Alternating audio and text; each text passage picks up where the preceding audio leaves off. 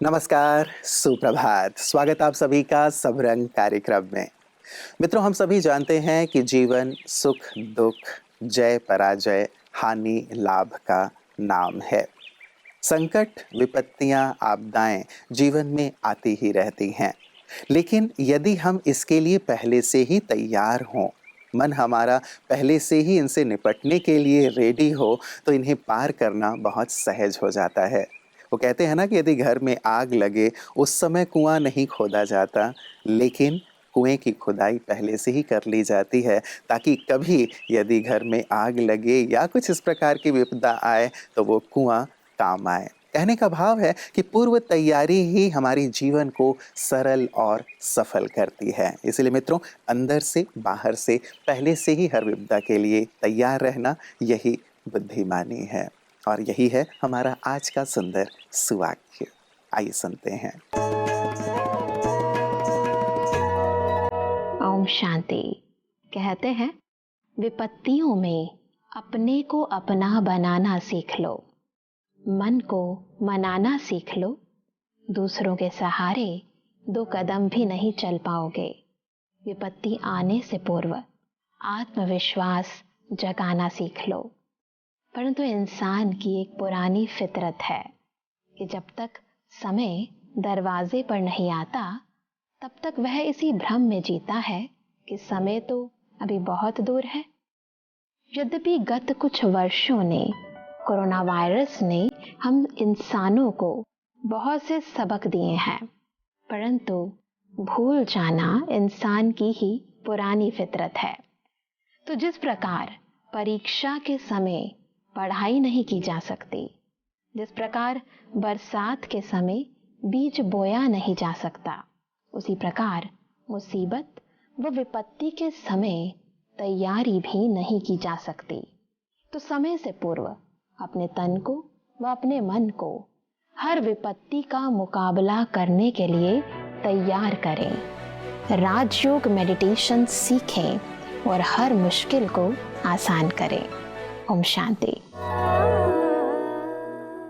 मित्रों, कहते हैं कि जिंदगी में समस्याओं का आना, विपत्ति का आना पार्ट ऑफ लाइफ है। लेकिन उस विपत्ति के दरमियान भी मन को शांत रखते हुए उससे बाहर निकल आना आर्ट ऑफ लाइफ है। और यही आर्ट ऑफ लाइफ सबरंग कार्यक्रम के माध्यम से हम प्रतिदिन सीखते आ रहे हैं, अपने जीवन में उतारते आ रहे हैं कि कैसे अपनी समस्याओं का हम सहज रूप से निदान कर सकते हैं, चाहे वो मन की समस्या है या तन की समस्या है। तन की विपदाओं से भी कैसे सहजता से बाहर आया जा सकता है, इसके लिए ही हम आपकी सेहत आपके हाथ में ये प्रतिदिन सेगमेंट लेकर के आते हैं, ताकि आप जागरूक भी बने और अपने तन का संपूर्ण रूप से ख्याल भी रख सकें। आइए देखते हैं कि आज इस सेगमेंट में आपके लिए क्या खास है। ओम शांति। हमारे लाइफ में एक अच्छा रूटीन होना क्यों ज़रूरी है, ऐसा लोग पूछते हैं। स्पेशली जो यंग जनरेशन है, स्कूल कॉलेज के बच्चे, क्योंकि उनकी थोड़ी आदत पड़ गई है लेट नाइट जगना, रात में पढ़ाई करना, सुबह देरी से उठना। भले पेरेंट्स कहते रहते, लेकिन बच्चे काफ़ी टाइम सुनते नहीं है। खासकर स्कूल और कॉलेज के बच्चों के लिए एक वर्ड है जिसको डीड कहते हैं, DEED, जिसका मतलब होता है diet, exercise, education and discipline. ये 4 चीज़ें अगर हमारी लाइफ में हो तो कोई भी बीमारी हमें टच नहीं कर सकती है। तो नंबर 1 डाइट, क्योंकि हम सब जानते हैं डाइट का बहुत इम्पोर्टेंट रोल है, फिर भी कहीं ना कहीं हम डाइट को इग्नोर करते हैं। अच्छा लगता है बाहर की चीज़ें खाना, लेकिन उसे रेगुलर नहीं करते हुए बीच बीच में अपने फ्रेंड्स के साथ खाया ठीक है, लेकिन घर पे मैक्सिमम मम्मी के हाथ का बना हुआ ही खाएं तो आपकी डाइट बहुत अच्छी होगी। दूसरी बात है, भले आप जितना लेट उठो, लेकिन एक्सरसाइज करना बहुत ज़रूरी है, जिससे आपकी बॉडी तो फिट रहेगी, साथ साथ में आपका माइंड भी फिट रहेगा। क्योंकि एक्सरसाइज से जब पसीना छूटता है तो बहुत टॉक्सिन्स बॉडी से निकलते हैं, तो माइंड को, ब्रेन को ऑक्सीजन भी बहुत सप्लाई होता है। तो ये दूसरा तरीका है।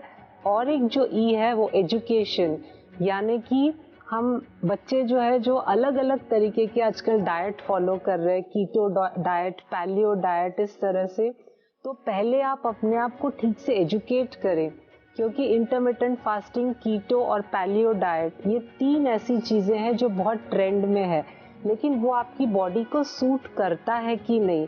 कीटो डाइट इंडियंस को सूट करेगा कि नहीं, क्योंकि वो हाई प्रोटीन डाइट है। ये सारी चीज़ों का प्रॉपर एजुकेशन यानी कि नॉलेज आपको होना चाहिए। फिर आपकी बॉडी को जिस तरह की डाइट चाहिए आप उस तरह का डाइट करना। और लास्ट, डिसिप्लिन बहुत ज़्यादा ज़रूरी है, क्योंकि आपने 20 दिन, 25 दिन, 1 महीने तक आपने सब कुछ फॉलो किया, फिर आप अपने डिसिप्लिन से बाहर चले गए, फिर आपने अपनी मन मर्जी से खाना शुरू किया, तो आपकी हेल्थ और ख़राब होगी। मेंटली एंड फिजिकली अगर आप अपने को फिट रखना चाहते हो तो डिसिप्लिन होना बहुत ज़रूरी है। और उसके साथ साथ एक और चीज़, मेडिटेशन करना भी बहुत ज़रूरी है। वो इसलिए क्योंकि आप यंग एज से मेडिटेशन करना शुरू करोगे तो आपके थॉट्स में पॉजिटिविटी आएगी। आपकी थॉट्स अगर पॉजिटिव है तो आपकी हेल्थ भी बहुत अच्छी होगी। तो ये छोटी छोटी बातें अगर आप ध्यान रखेंगे तो कभी भी बीमार नहीं पड़ेंगे। ओम शांति। मित्रों, कहते हैं कि विपत्तियों में या तो व्यक्ति बिखर जाता है या निखर जाता है। यदि व्यक्ति अपने आप को धैर्यवत और शांतचित बनाए रखता है तो विपत्तियां उसके लिए अवसर बन जाती हैं और वो निखर करके संसार के सामने आता है। और वहीं यदि व्यक्ति धैर्य नहीं रखता, अपना आपा खो देता है, ये सोचता है कि पता नहीं अब क्या होगा, बहुत नेगेटिव हो जाता है, तो वो बिखर जाता है, टूट जाता है। हमें विपत्तियों को अवसर के रूप में इस्तेमाल करना आना चाहिए। उसके लिए यदि हम एक पॉजिटिव एटीट्यूड रखते हैं कि उस समय भी क्या किया जा सकता है, क्या बेहतर किया जा सकता है, तो सचमुच ये हमारे लिए उन्नति की सीढ़ी बन जाती है।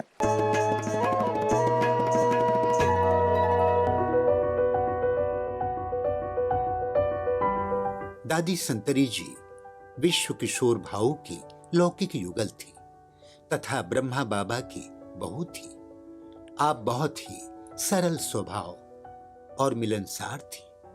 आपको दिव्य दृष्टि का बहुत अच्छा पाठ मिला हुआ था। जब भी ब्रह्मा बाबा को शिव बाबा से संदेश व श्रीमत लेनी होती तो वह दादी संतरी को ही वतन में भेजते थे। संतरी दादी यज्ञ का पूरा स्टॉक और वस्त्रों आदि का स्टोर संभालती थी।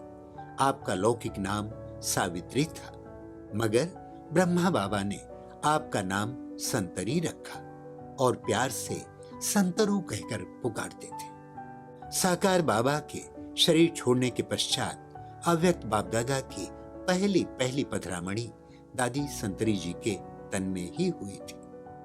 उसके बाद गुलजार दादी के माध्यम से अव्यक्त पाठ शुरू हुआ। 1970 में बाबा ने संतरी दादी को सेवार्थ दादी निर्मल शांता की सहयोगी के रूप में कोलकाता भेज दिया।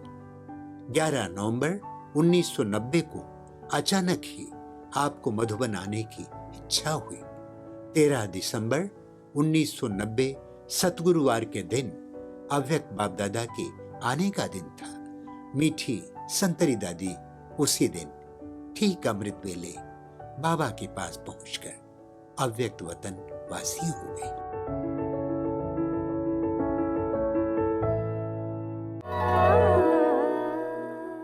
मित्रों, कहते हैं विपत्ति में धैर्य, संकट में सहनशीलता और वैभव में दया, यही वीर पुरुषों की निशानी है। और ये जो वीरता है, ये जो महानता है, आध्यात्म हमारे अंदर कूट कूट के भर देता है ताकि हम जीवन में सफलता के पायदान चढ़ते चले जाएं। और यही सुंदर आध्यात्म का ज्ञान ब्रह्मा कुमारियां जन जन को प्रदान कर रही हैं ताकि सभी के अंदर वीरत्व पैदा हो, दया करुणा की भावना पैदा हो और संकट के काल को भी वो सहजता से पार कर सकें। आइए देखते हैं कि ब्रह्मा कुमारी बहनें कहाँ ये सुंदर सेवाएं कर रही हैं पीस न्यूज़ हाइलाइट्स में। मुंबई महानगर पालिका की ओर से स्वच्छ मुंबई स्वच्छ भारत स्वच्छता अभियान चलाकर सबको स्वच्छता का संदेश दिया गया। इसके अंतर्गत मुंबई म्युनिसिपल कॉरपोरेशन तथा ब्रह्मा कुमारीज भांडुप सेवा केंद्र और भांडुप पुलिस स्टेशन के द्वारा अभियान चलाया गया। इसकी शुरुआत भांडुप पुलिस स्टेशन से की गई, जहां ब्रह्मा कुमारीज भांडुप वेस्ट सेंटर की संचालिका बी के लाजवंती दीदी सहित अन्य 100 से अधिक बी के भाई बहनें शामिल हुए। भांडुप पुलिस स्टेशन से सीनियर पुलिस निरीक्षक नितिन उन्होंने सहित 20 की संख्या में पुलिस स्टाफ, मुंबई महानगर निगम से कर्मचारी, समाज सेवक, एनजीओ और दिशा फाउंडेशन के पदाधिकारी उपस्थित रहे।